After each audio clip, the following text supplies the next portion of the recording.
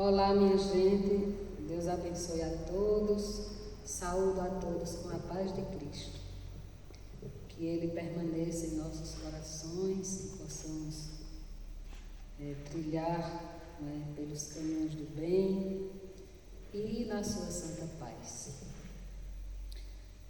Vamos iniciar o nosso estudo que está na Agenda da Terra, na página 212, invocando a Santíssima Trindade de Deus, em nome do Pai, do Filho e do Espírito Santo. Amém.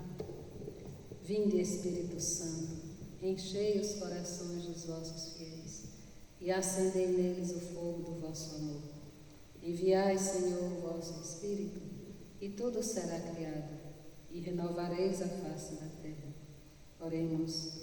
Ó Deus, que instruíste os corações dos vossos fiéis com as luzes do Espírito Santo, fazei que apreciemos retamente todas as coisas, segundo o mesmo Espírito, e gozemos sempre de suas consolações. Por Cristo, Senhor nosso. Amém. Então, vocês podem pegar a Agenda da Terra, na página 212, quarta semana, homilia do servo menor, Padre Ayrton Freire, abre aspas. Quando, porém, chegou a plenitude do tempo, enviou Deus o seu Filho, nascido de mulher, nascido sob a lei, para resgatar os que estavam sob a lei, a fim de que recebêssemos a adoção filial. E porque sois filhos, enviou Deus aos nossos corações o Espírito do seu Filho, que clama, Abba, Pai, de modo que já não somos escravos, mas filhos. E se és filho, és também herdeiro, graças a Deus. Somos filhos e herdeiros do Pai, do Criador. Isso está em Gálatas 4, de 4 a 7. Então escreve o padre aqui na Agenda da Terra, não é? A partir desse texto bíblico, que ele diz assim: é pelo Filho que nós nos tornamos filhos de Deus. É pelo Espírito que habitava em Cristo Jesus, Filho de Deus, que nós recebemos a adoção filial. Já não vivemos sob o regime, sob o jugo das 600 de regras e preceitos da lei mosaica. Já não estamos submetidos à observância disso, à observância daquilo, subjugados a princípios de preceitos relativos a comidas, a bebidas, a lavar as mãos, número de orações, maneiras de lavar copos, maneira de falar. Nós vivemos agora pela graça, pois a lei indica, mas a graça nos concede as condições de praticar a lei maior, que é o amor. Aquele que ama a Deus e ama o seu próximo, já cumpriu toda a profecia e toda a lei. Por isso, não venhamos nós, uma vez saídos do jugo da lei, criar novas coisas ou situações que venham a nos subjugar. Não nos submetamos a coisas que supervalorizamos, colocando-as em primeiro lugar. Não vivamos sob o regime do medo, pois o medo é típico de quem se sente ameaçado, de quem esteja diante de uma incerteza. E nós temos a esperança, nós temos a fé em Cristo e o amor como nossas companhias. Elas são o penhor de nossa firmeza, são os 3 elementos que a nossa vida tem balizado. Sigamos, portanto, sob a inspiração do Espírito do Senhor. Deixemo-nos por Ele inspirar. Confiemo-nos a Ele inteiramente, porque no Senhor encontra-se a graça e a redenção. A lei foi dada por Moisés, mas a graça e a verdade vieram por Cristo Jesus, Deus de Deus, luz da luz. É nessa verdade que caminhamos, é na misericórdia que nós acreditamos. E é pela ação do Espírito no meio de nós, sua igreja, que nós nos balizamos. Louvado seja nosso Senhor Jesus Cristo. Para sempre seja louvado. Então nós vamos pegar aqui o texto que foi feito a partir, essa formação foi baseada num texto que tem por título A Lei de Deus e a Lei de Moisés.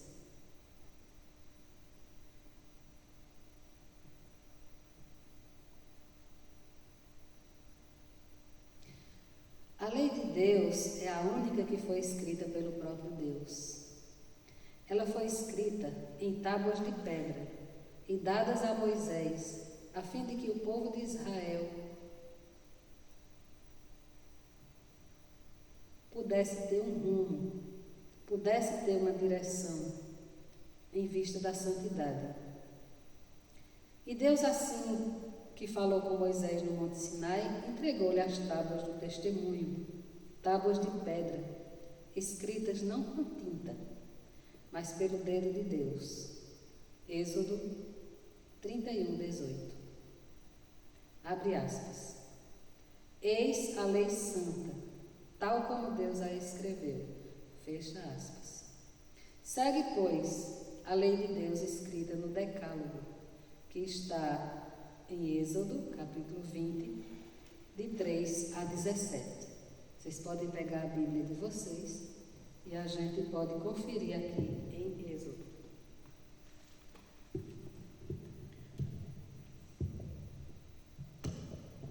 Êxodo 20, de 3 a 17, está escrito assim: Não terás outros deuses diante de mim. Não farás para ti imagem esculpida de nada que se assemelhe ao que existe lá em cima nos céus ou embaixo na terra, ou nas águas que estão debaixo da terra.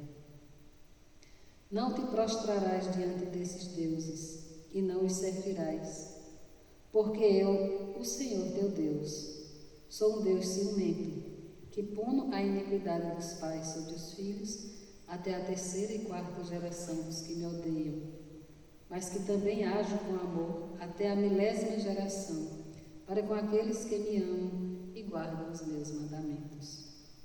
Não pronunciarás em falso o nome do Senhor teu Deus, porque o Senhor não deixará impune aquele que pronunciar em falso o seu nome. Lembra-te do dia do sábado para santificá-lo. Trabalharás durante 6 dias e farás toda a tua obra. O 7º dia, porém, é o sábado do Senhor teu Deus. Não farás nenhum trabalho, nem tu, nem teu filho, nem tua filha, nem teu escravo, nem tua escrava, nem teu animal, nem o estrangeiro que está a tuas portas. Porque em 6 dias o Senhor fez o céu, a terra, o mar e tudo o que eles contêm, mas repousou no 7º dia. Por isso o Senhor abençoou o dia de sábado e o consagrou. Honra teu pai e tua mãe, para que se prolonguem os teus dias na terra que o Senhor teu Deus te dá. Não matarás, não cometerás adultério, não roubarás. Não apresentarás um testemunho mentiroso contra o teu próximo. Não cobiçarás a casa do teu próximo. Não cobiçarás a mulher do teu próximo, nem o seu escravo, nem a sua escrava, nem o seu boi, nem o seu jumento, nem coisa alguma que pertença ao teu próximo. Esse é o decálogo que está em Êxodo 20, de 3 a 17.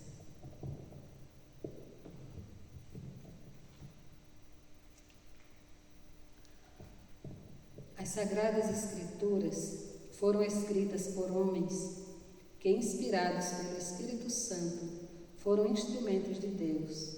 Não por sua própria vontade o fizeram, mas por vontade de Deus. Por isso, toda a Escritura, divinamente inspirada, é proveitosa para ensinar, para corrigir e instruir em justiça, para que o homem de Deus seja perfeito e perfeitamente instruído para a boa obra. Confira 2 Timóteo 3, 16 a 17. Abre aspas. Porque a profecia nunca foi produzida por vontade de homem algum, mas os homens santos de Deus falaram, inspirados pelo Espírito Santo. 2 Pedro 1, 21. Ou seja, o termo inspiração vem de um termo em latim, in spiro, que significa soprar para dentro, e quer dizer o sopro de Deus. Ou seja, pelo seu hálito, Deus deu a vida ao homem e à mulher, e às Escrituras, o seu caráter divino. Deus fez questão de escrever Ele próprio a lei para não deixar dúvidas, porque sabia que o mundo iria alterá-la e ignorá-la. Ele a escreveu em tábuas de pedra, para mostrar que a riqueza da mesma não está na matéria em que foi escrita, mas no espírito que recrimina a vaidade do mundo e que a humildade é que deve imperar nos corações. A lei foi dada a Moisés pelo Senhor Deus nestes termos. Abre aspas. Estes, pois, são os mandamentos, os estatutos e os juízos que mandou o Senhor vosso Deus, e guardes todos os seus estatutos e mandamentos que eu vos ordeno, tu e teu filho, e o filho do teu filho, todos os dias da tua vida, e que os teus dias sejam prolongados. Ouve, pois, Israel, ó Israel, e atenta que o guardes, para que bem te suceda e muito te multipliques, como te disse o Senhor, Deus dos teus pais, na terra que mana leite e mel. Ouve, Israel, o Senhor, o nosso Deus, é o único Senhor. Amarás, pois, o Senhor teu Deus de todo o teu coração, de toda a tua alma e com toda a tua força. Que estas palavras que hoje te ordeno estejam em teu coração. Tu as repetirás aos teus filhos e delas falarás, sentado em tua mesa e andando em teu caminho, deitado ou de pé. Tu as amarrarás também à tua mão como um sinal e serão como um frontal entre os teus olhos. Tu as escreverás nos umbrais da tua casa e nas tuas portas. Fecha aspas. Deuteronômio 6, de 1 a 9. A lei de Moisés precede a lei de Deus e foi escrita por ele mesmo para regulamentar as cerimônias religiosas e os diversos aspectos da vida do povo de Israel. Essa lei ordenava que os homens fossem circuncidados e a salvação destes era feita através do sangue dos animais oferecidos a Deus em sacrifício pelos pecados do povo. Essa lei era válida também aos gentios, que eram outros povos, e caso quisessem ser salvos, tinham que fazer parte do povo de Israel. Desculpa, a garganta está meio ruim. Sendo circuncidados. Com a vinda de Cristo a este mundo, a circuncisão foi substituída pelo batismo e o sangue dos animais, que era oferecido pelos pecados do povo, ficou sem valor pelo fato de Jesus Cristo ter derramado o seu próprio sangue na cruz, de modo que o sacrifício do Cordeiro Imaculado era bem mais precioso, pois no mundo não havia nada nem ninguém que fosse capaz de realizar essa reparação. No primeiro tabernáculo eram oferecidos dons e sacrifícios, consistindo apenas em manjares e bebidas, e várias oblações e justificações da carne, impostas até o tempo da correção.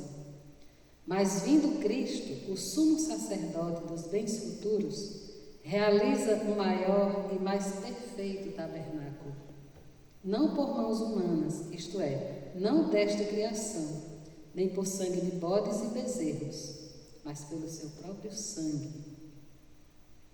Entrou uma vez no santuário, realizando uma eterna redenção. Porque se o sangue de touros e bodes e a cinza de uma novilha aspergida sobre os pecadores é capaz de os santificar, quanto à purificação da carne, quanto mais o sangue de Cristo, que pelo Espírito Eterno se ofereceu a si mesmo, imaculado, a Deus, purificará as consciências das obras mortas para servirem ao Deus vivo. As 2 tábuas de pedra, ou tábuas do testemunho, nos quais Deus escreveu a sua lei, foram colocadas na arca da aliança, como sinal de que os mandamentos da lei deveriam estar dentro do nosso coração, para darmos um bom testemunho e assim podermos ser perfeitos como o Senhor. Abre aspas. E virei-me e desci do monte, e pus as tábuas na arca que fizera, e ali estão como o Senhor me ordenou. Deuteronômio 10, 5. Sendo assim, os pais, os filhos e todos os descendentes devem guardar como um tesouro esta lei. Quando Jesus veio a este mundo como homem anunciar o reino dos céus, tanto ele como seus pais, porque eram judeus, guardaram a lei santa. E Jesus, quando começou a sua missão, fez mesmo questão de dizer que nem um jota, nem um tio se omitiria da lei sem que tudo fosse cumprido, a fim de que o povo cristão fosse também um povo santo. Abre aspas. Em verdade vos digo que até que o céu e a terra passem, nem um jota ou um tio se omitirá da lei, sem que tudo seja cumprido. Mateus 5, 18. Na verdade, o que Cristo fez foi guardar a lei de Deus de forma espiritual, porque a lei é espiritual. Porém, os escribas e os fariseus, em seu fanatismo doentio, interpretavam a lei ao pé da letra e entendiam, por exemplo, que Jesus não podia fazer milagres em dia de sábado. E por ele não obedecer, era tido como um transgressor da lei, desejando-lhe a morte. Mas ao contrário do que pensavam, a lei de Deus é a lei da liberdade. Só ela nos liberta do mal. Por ela somos chamados a dar um bom testemunho e por ela nós seremos julgados. Ela liberta porque encerra os princípios e valores do amor que devemos cultivar, pois o amor é a perfeição da lei. A lei de Moisés não é perfeita e, por contrariar a lei de Deus, que é perfeita, sofreu alterações ao longo do tempo. Em Jesus Cristo não valia mais os rituais religiosos obrigatórios, em detrimento àquilo que era mais precioso aos olhos de Deus. Porque nos ensinamentos do Filho de Deus imperava a lei do amor perfeito, que se resume nos 2 primeiros mandamentos: amar a Deus sobre todas as coisas e ao próximo como a si mesmo. E aquele que ama não passará pelo julgamento, porque cumpre toda a lei e toda a profecia. Bendito e louvado seja Deus. Fontes: as Sagradas Escrituras, a Agenda da Terra e um texto, a Lei de Deus e a Lei de Moisés, que é da Igreja de Cristo, implantado em Portugal desde 1931, e o site www.igrejadecristo.pt. Que o Senhor nos abençoe e nos guarde. Amém. O Senhor faça resplandecer o seu rosto sobre nós e nos seja benigno. Amém. Que o Senhor mostre para nós a sua face e nos conceda a paz. Pela intercessão da Santíssima Virgem Maria, São José, seu castíssimo esposo, desça sobre nós a bênção do Deus Todo-Poderoso, o Pai, o Filho e o Espírito Santo. Amém. Fiquem com Deus, Deus abençoe a todos e até o próximo encontro.